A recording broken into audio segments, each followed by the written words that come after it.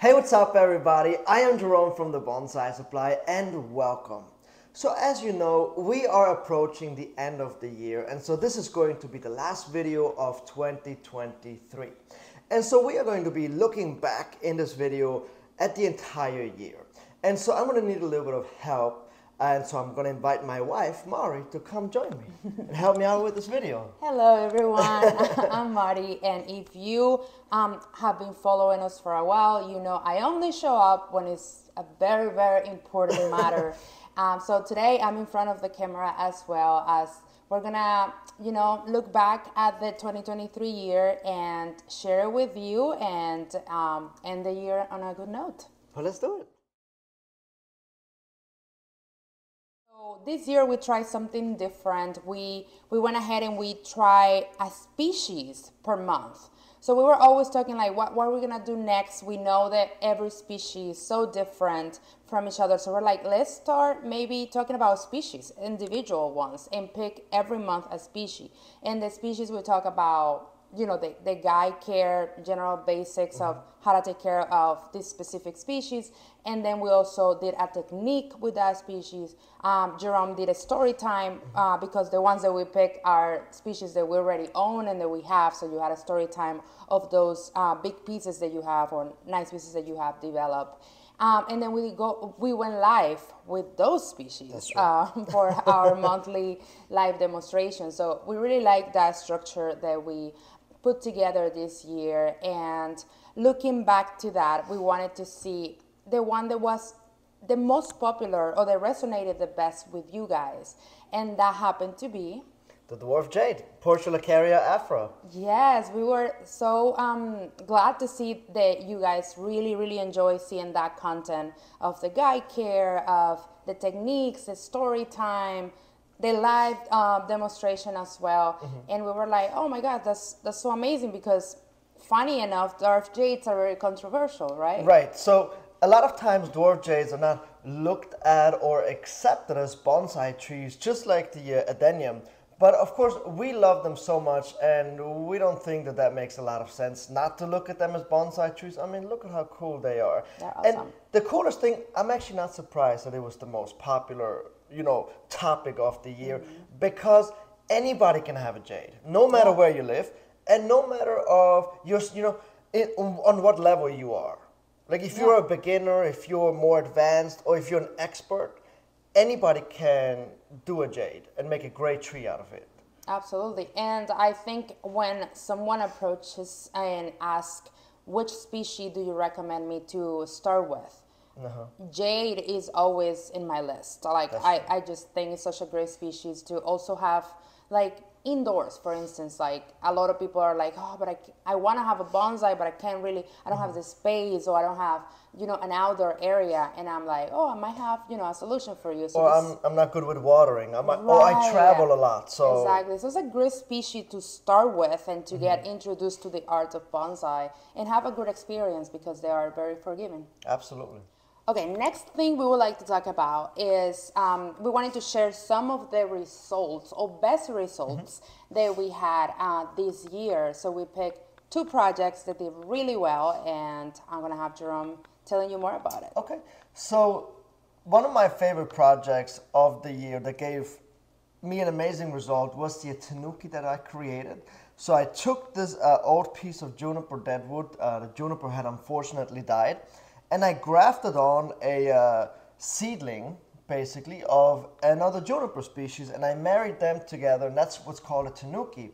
And it has responded extremely well. It has, as you can see here, it has grown a lot, but also the trunk is starting to thicken up, and so in the matter of no time, it's going to fuse together with the deadwood.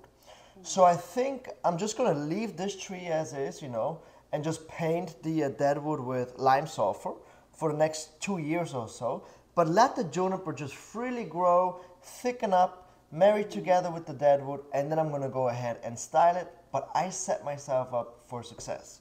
And you also like that one a lot too, right? Yeah, and it has such a great feedback as well, and positive reactions of people were actually surprised that you could do that. Yeah. So that was a really cool technique to show and to see that it works. So the second tree that has gotten, that I have feel like has gotten a lot of results, good results this year, was the Trident maple that we dug up from a field. And actually a lot of you were surprised that that even exists. Like that there's such a thing as a bonsai growing field where you can go with your shovel, pick out your tree and dig it up, you know, kind of like a Christmas tree farm, right? And then, so we brought it home and then we showed the first steps. And as you can see here, it has grown so much new growth. The leader is taller than I am at this point, that I'm going to cut this one back once it has healed over and I have my new trunk line in place. I'm also going to do a little bit of deadwood carving on the back, on the top, I mean, of the tree, to make it a little more narrow and, you know, to set it up for a better top. And so I think I can style this tree actually once all the leaves have dropped. So I'm probably a couple weeks out.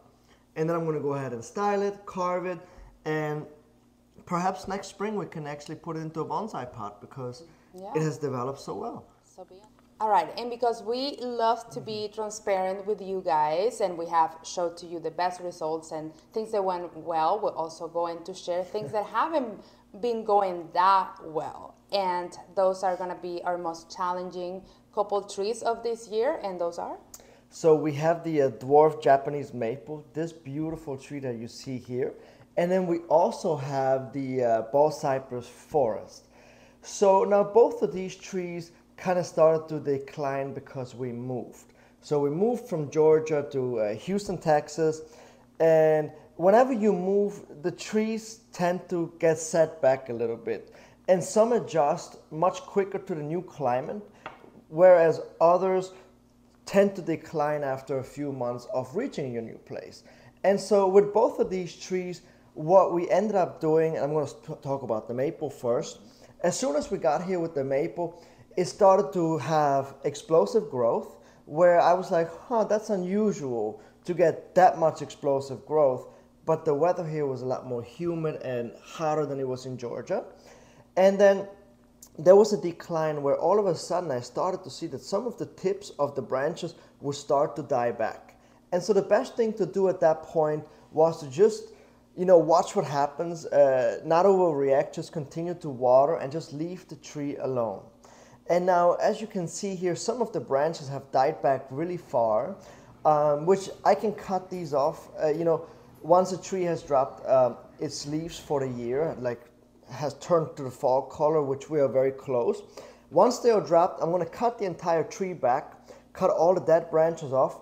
But then in the spring, I expect them to grow back. So I'm not too worried. The tree was just reacting to the new climate because it was also potted in Georgia in the spring. So it was repotted, then it was moved. It's not a good combination usually. Yeah, it's definitely not the best case scenario if you move a lot. We have been moving quite often in the past 5 years. So definitely the tree is a struggle. And of course, even for us, with, you know, the experience that we have is still a struggle. There's still, you know, trees that... It happens. So it happens. We are taking care of it, so we are on the way to recovery. But those are setbacks that you might experience. The summer in Texas was extremely hot. Extremely hot. It was out of normal, so those things also didn't help. Absolutely. But we hope this gives you some sort of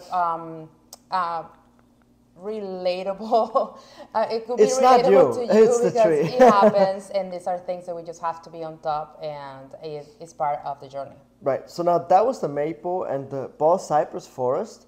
As soon as we moved, which is highly unusual actually for ball cypresses to die back like this forest did, we lost 2 trees in the forest pretty much immediately, which is interesting because ball cypresses, as you know, they grow along the south border of the United States, like Florida, we have Louisiana, Alabama, Texas, right? That's where they grow along the coast. Right. So technically it should have not influenced those trees, but you can't pick and choose which tree gets influenced by the move. And, you know, some trees get hit harder than others. And those 2 trees got definitely hit the hardest out of my entire collection.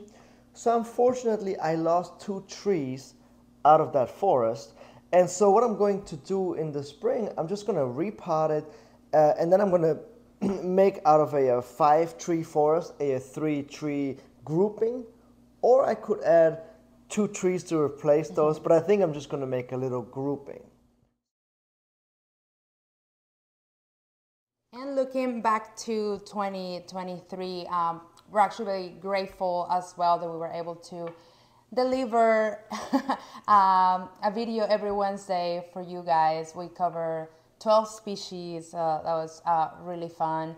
And we also, and I have to say that's because it was getting challenging. It has been getting challenging to actually do that every single week, especially as we're also entrepreneurs and working on our products. And this year has been great. Our business has grown, and we want to thank you for those of you that might be using our products, our soil, our fertilizer, and even the new ones that we just added. So which is actually really exciting. At the beginning of the year, we started off by entering into Walmart, which was a huge deal. And then a few months after that, we even managed to get into Lowe's, which is amazing. So now we are pretty much in all of the big box stores, Home Depot, Lowe's, Walmart, and Amazon. And so that, of course, takes up a lot of our time to make sure that we, give you guys a quality products, while also sharing our bonsai journey with you guys and educating. So with that being said, for next year, we are looking to have a little more of a flexibility with the videos. You might not get every Wednesday a new video, but we want to work on seeing what you want to see. So make sure to write in the comments what you would like to see in 2024, and we'll make sure to include that. And also, we know you love the live demonstration and the auctions, so we might do more of those as well. And we just want to tailor it to you, and also make sure that we get enough time to deliver all of this. So 2024 is going to be a little more flexible, but that doesn't mean it's not going to be as fun and as interactive and as educational. So we're still looking forward to share all of these cool things that Jerome is going to try in 2024 and interact with you, which is what we opened this channel to begin with. Absolutely. So with that being said, it's the end of 2023. So we just wish you an amazing new year, and that you enjoy this time with your family and rest, and the best for your bonsai trees in the new year. Absolutely. And we also wanted to thank you guys for always, being so nice to us. With every video that we post, you guys just show us so much love and are so, appreciative and welcoming of us, which is amazing. And so we do not take it for granted. So thank you guys so much. Like she said, Happy New Year, and we will catch you guys next time. Next year. Next year.